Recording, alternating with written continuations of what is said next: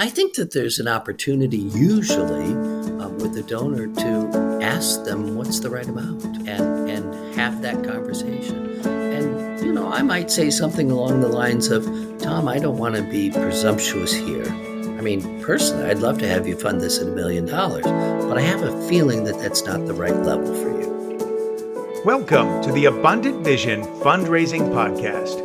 Whether you're a seasoned professional or a first-time fundraiser, we have the advice you need to take your next step towards major gift mastery. I'm your host, Tom Dauber, President of Abundant Vision Philanthropic Consulting. Welcome to part 2 in our conversation with fundraising veteran, Dr. William Bartolini. When we last spoke, you were sharing some of your thoughts on emerging trends you're seeing in fundraising. Yeah, I was thinking about this, that I have a couple concerns about philanthropy today.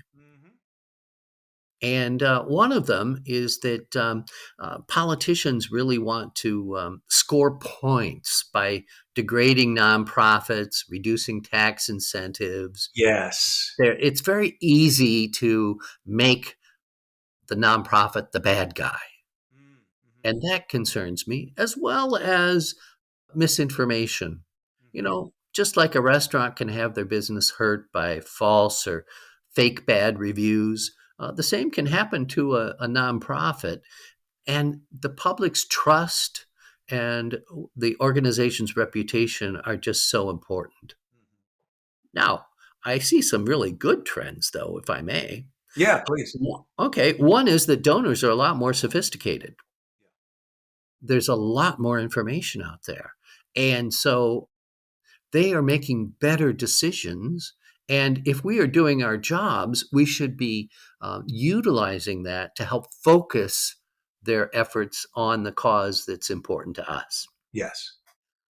I mentioned the young professionals being concerned about social justice and that they have more passion. Technology, some might say it's good or bad, but I think it's really helpful. It is. No more sorting of the phone cards, over a glass of wine over a week in your living room floor, but rather, there's much more information, which is one of the trends that we're making decisions based on more information and better information. And then I'll just one other one, I think, and that is, we've had good, strong annual fund work. Major gifts have come into their own, if you will, and there have been a number of people that have built their careers on major gifts and have done a great job there. But there's a new focus on that middle donor. And I think that's a good trend as well, something that would be really helpful to the profession of building philanthropy that I think is really important. Yeah, I think that's a really good point. When I'm talking to my coaching clients, it's not unusual for me to discover that there's this whole group right in that middle segment that hasn't been asked to step up yet. Yeah. And I often find that that's a great kind of area for low-hanging fruit and very quick progress is looking at those mid-level donors that you just haven't thought to ask for more just yet. Right. And there's been, pressure on, we have to build our major gifts program. Well, yes, we do, but we also need to not leave behind our middle donors, for lack of a better term. Well, right. I recall that being a great concern to me at one point in my career because I was being encouraged to not talk to those people, but at the same time, the campaign plan that I had required them to make a large number of gifts, and there was no one to solicit them, and it was quite the conundrum to say, okay, well, we need, I don't know, 5,000 gifts of this level, but this isn't in my job description. So who's going to do the work? Yeah, exactly. Sure. Oh goodness! Wow, those are some great observations. So So, Bill, I want us to spend a little time talking about your academic pursuits because, in Yeah. addition to your fundraising career, you also have a PhD in that field of study. And very few fundraisers have their doctoral degrees. What is it that made you decide to pursue a terminal degree? I chuckle because some might say that I'm a glutton for punishment. But if we come back to what I said earlier about I'm fascinated by learning and Mm, wanting to know things, yes. and especially if there's something I don't know, Yeah. we were in our very first ever comprehensive campaign at Kent State University. Yes. And I felt as if I needed balance in my life. I needed some things that I could do that would replenish me. And so I started taking classes. And I took, one class and then another class. And pretty soon, because I wanted to learn more about psychology and sociology, pretty soon it seemed like those were kind of coalescing and there was potential to really turn this into a doctorate. And so within the Department of Communications, came up with a plan to really take a look at philanthropy and fundraising and how people think about it and how we move that forward. What year was that, if I may ask? Well, I completed it in 2005. Okay. I actually started it when I was 47 years old, and I met with the woman who would become my advisor, Becky Rubin. And I said, "Oh my gosh, this will take 7 years to do this. I don't know." And she said, "Bill, how old are you going to be in 7 years if you don't do it?" I thought, "Oh, well, that's really interesting." So I said to her, "How about I continue taking classes for several years and then I'll officially apply for the program, after a couple of years to see if I really enjoy it or not." And she allowed me to do that, which was great. Oh, certainly. I mean, '05. I mean, I guess grad school for fundraisers was probably just starting to be a thing in 2005, would you say? Yeah, the Lilly School, now I think the Lilly Family School at Indiana University, Yes. IUPUI in Hmm. Indianapolis, was probably the first, I think, to have the doctorate. Now there's several out there, but I think it's absolutely great. Yeah. Yeah, for sure. Well, I'd love to hear a little bit about your dissertation. What sort of research did you do? Well, I started, Tom, thinking that I would study what makes for a great fundraiser. Yes. And it actually, I kind of shifted part way through, and decided that it was more important to look at how do donors, prospects, decide if they are going to make a gift or not. So I read lots of psychology, lots of sociology, and really came across some great work by some psychologists, including a fellow by the name of Ajzen, Ajzen. He created something called the theory of planned giving. And his idea was that people decide to do something. Okay, well, that sounds fine. And then the question becomes, what are the precursors to that decision?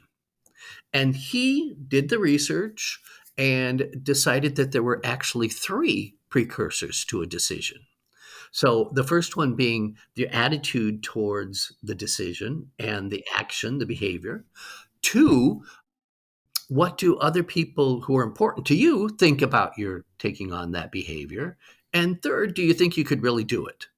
And this has been shown to prove whether people will, or predict whether people will, give blood, for instance, or whether boys will wear condoms, whether women will do breast exams, whether people will recycle. So let me give you a quick example. All right, giving blood. Yeah, I'd like to give blood. Okay, great. I want to make the decision to give blood. So I'm going to check those three elements. The attitude, oh, giving blood? Yeah, I might need blood someday. That's a great idea. Okay, sure. Two, how will people who are important to you think about your giving blood? Oh, they're going to give me a sticker to wear. Everybody at the office knows going to know that I'm a blood donor, that I care about other people, and I'm going to be able to tell my mother. I'm going to get bonus points, better Christmas presents. And three, do you think you can really do it? Well, wait a minute. Do they use do they use needles? I can't do needles. So that person obviously is not going to give blood because they can't get over that third hurdle. What I found in my research is that those three conditions also make sense from how people cognitively make a decision to give or not.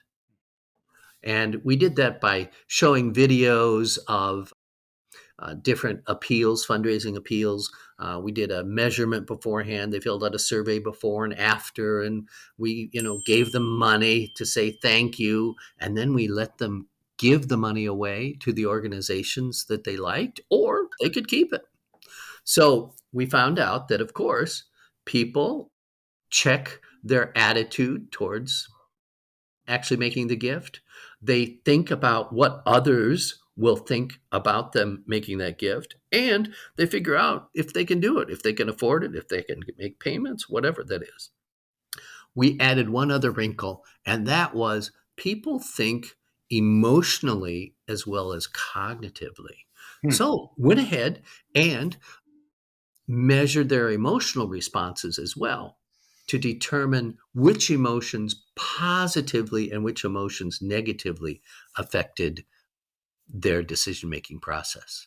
It was really fascinating, and I really enjoyed it a great deal. So the proper name for the dissertation, in case you want to look it up, Yeah. you need some nighttime reading. Is the cognitive and emotive processing of altruistic requests. Oh, that's great. Now, I think back, I used to work with Right. dentists, as you well know, and many dentists didn't necessarily have a very fun experience in dental school. I recall one dentist who shall remain unnamed actually Oh, starting wow. to cry when I asked him if his child would be following Yeah. him in his career. And with tears in his eyes, he said, "I would never let my child Wow. go through that." The poor man was really Yeah. wounded by his experience. And so, but to your point, the way that I was often able to get those alumni to seriously consider making a gift was to ask them, don't you wish when you were a student that some graduate, some alumni came alongside of you to make your experience better? Nice. And none of them said no to that. All of them said, "Well, yes, I really do," and that allowed us to then say, "Well, if someone were to mentor you, someone were to make a scholarship gift, those sorts of things, or give you resources to improve your education, that would have made a difference, wouldn't it?" And they said, "Well, of course it would." And then that opened the door to begin saying, well, this is your chance. This is your chance to be that for one of our dental students. And oh, by the way, we treat our students so much better because our faculty went through the same things you did. So yeah, but it really did start with that Uh-huh. empathy piece Right. for Yeah. them, That's a wonderful really. way to approach things. And you made it very personal.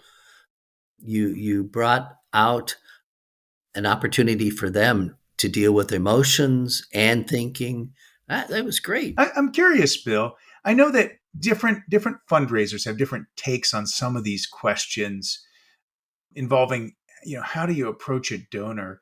I've heard some very educated, even folks that have doctoral degrees, say that if you ask a donor for too much, you're Mm. going to turn them off, and so you don't want to do that. I've heard other fundraising gurus, or self-described fundraising gurus, also say, well, you can never ask a donor for too much, it's going to be fine. Where do you fall down on that? What do you think? I think that there's an opportunity usually with the donor to ask them what's the right amount, and have that conversation. And I might say something along the lines of, Tom, I don't want to be presumptuous here.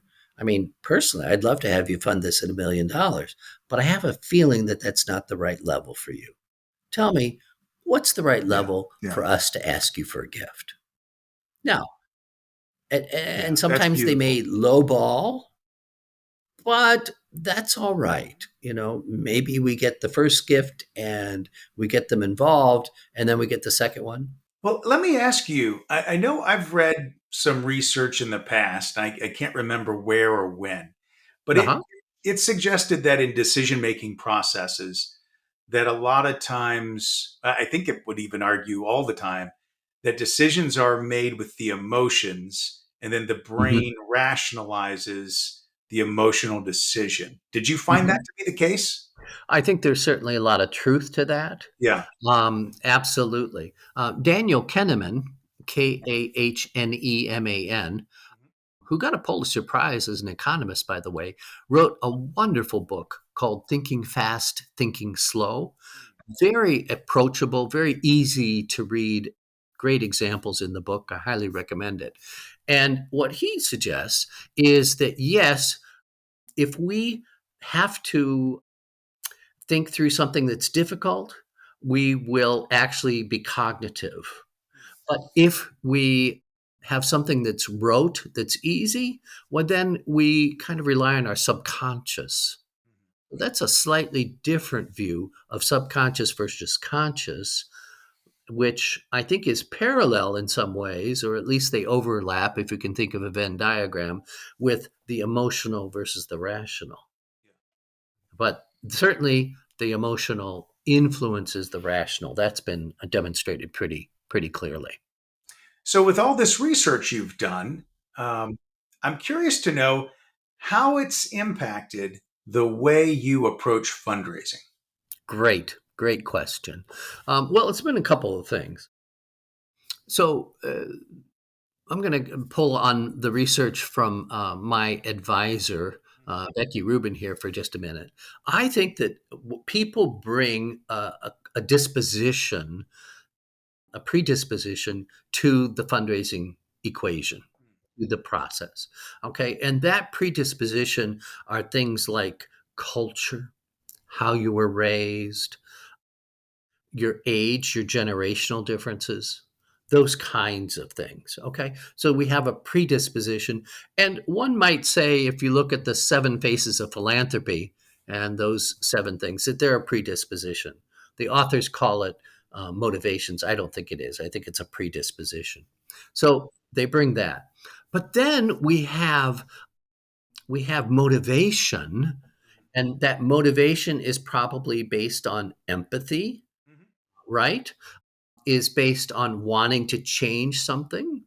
But we have to look at what else is going on in their lives to see, how that all fits in. How does this appeal fit in? And then the third element is that decision making process, okay, that I talked about with my dissertation, Yes. or you can look at Kahneman or others as well. So, how have those affected me? When I approach somebody, and let's say I'm approaching a new person, I do a little bit of trying to understand their predispositions. How were they raised? What culture are they from? What generation are they? And find out how they feel about philanthropy in general. Then I look for, secondly, that middle step.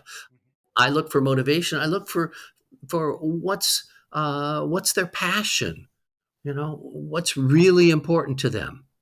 And then third, I can go ahead and help them with decision making by providing them information that's helpful. In the case of my research, I would test to find out what their attitude is about making the gift. Gee, Tom, I'm not asking you today, but I'm kind of curious, what's your thought on our raising or funding this particular project through philanthropy? I'd ask those kinds of questions to find out attitude. Then, secondly, oh, well, if you were to make a gift, who would you want us to notify? Or who would you want to ask you for that gift? And Yes. then third, is it possible that you can afford this gift? Do we need to do payments? Do we need to have a pledge? Can we help you with your financial advisor? All those kinds of topics would be in that final, can you get it done? So, yes, my asking has gotten much more complicated as I've gotten older, as I've had more experience, because I consider many more factors. Where 40 some years ago, when I was first asking, I just focused on, oh, if I could just find the right words, if I, Yes. yeah, I'd have the golden ticket. I sure would love that golden ticket if you find one. Well, Bill, I'm afraid we've run out of time for this episode. But we are so looking forward to having you back next week to hear about the advantages of AFP membership, as well as some more tips and techniques you've developed along the way. I'm your host, Tom Dauber. Thank you for joining me on this journey to major gift mastery on the Abundant Vision Fundraising Podcast.